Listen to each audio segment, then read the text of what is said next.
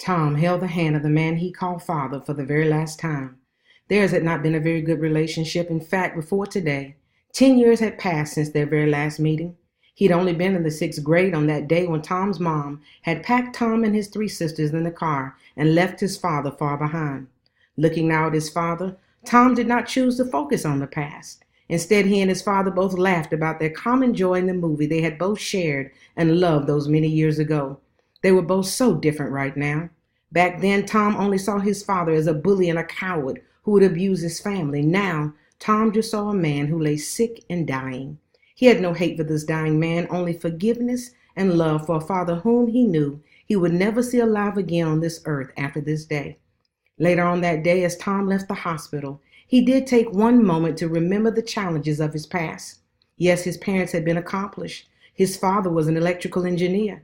His mother was a special education teacher, but Tom had hardly felt their offspring. He was abused at home. When he got to school, he was labeled dyslexic by his teachers, shunned by his classmates, and considered more tenacious than talented.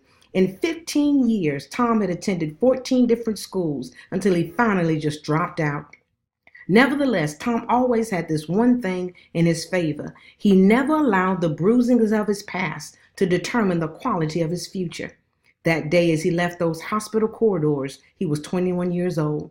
Dropping out of high school at age 18, he had left for New York to find his place in the acting world. It was 1984. He was minimally successful. He was a young father himself. That day, he would leave all his yesterdays in these halls. He had a future to maximize. Today, in 2018, actor and director Tom Cruise can be seen in a myriad of projects. Mr. Cruise is now one of the greatest actors of all time, with the accolades to prove it. Worth almost $500 million, he is no longer an abused child or labeled as a learning disabled student.